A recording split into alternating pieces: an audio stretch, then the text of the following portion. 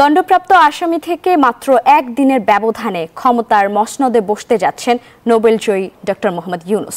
বুধবার জরুরি আদালত বসিয়ে শ্রম আইন লঙ্ঘনের মামলায় ৬ মাসের কারাদণ্ড থেকে খালাস দিয়ে তাকে মামলা থেকে অব্যাহতি দেন শ্রম আদালতের বিচারক। শুনানিতে মিথ্যা অভিযোগে সাজা দেয়া হয়েছে বলেও দাবি করেন আসামি পক্ষের আইনজীবী। শান্তিতে নোবেলজয়ী বিশ্ববিখ্যাত অর্থনীতিবিদ ডক্টর মোহাম্মদ ইউনূস, গ্রামীণ টেলিকমের চেয়ারম্যান সহ নানা সামাজিক প্রতিষ্ঠানের প্রতিষ্ঠাতাও তিনি। বর্তমানে জাতিসংঘের মহাসচিবের উপদেষ্টা।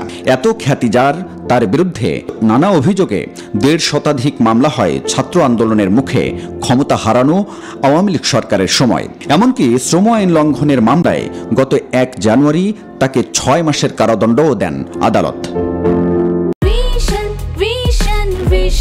100% কপার কন্ডেন্সারে তৈরি ভিশন ফ্রিজ, তাই গুণে মানে অটুট থাকে বছরের পর বছর। অথচ সৃষ্টিকর্তা চাননি তার সম্মানের ঘাটতি, যে কারণেই হয়তো গেল কয়েকদিনে দেশে ক্ষমতার পালাবদল। এর ফলশ্রুতিতে অন্তর্বর্তীকালীন সরকার প্রধান হিসেবে শপথ নিতে চলেছেন এই বিশ্ববরেণ্য ব্যক্তিত্ব।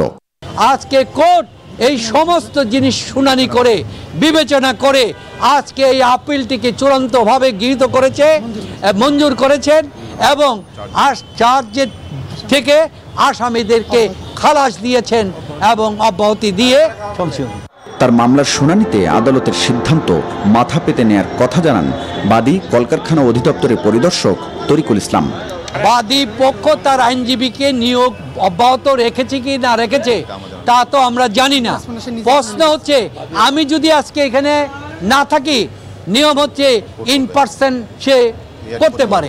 সুতরাং বাদী পক্ষ সরকারি প্রতিষ্ঠান কলকারখানা অধিদপ্তর তারা যৌথ পিটিশন দিয়েছে আমাদের সাথে এবং উপস্থিত থেকে আর্গুমেন্ট করেছে।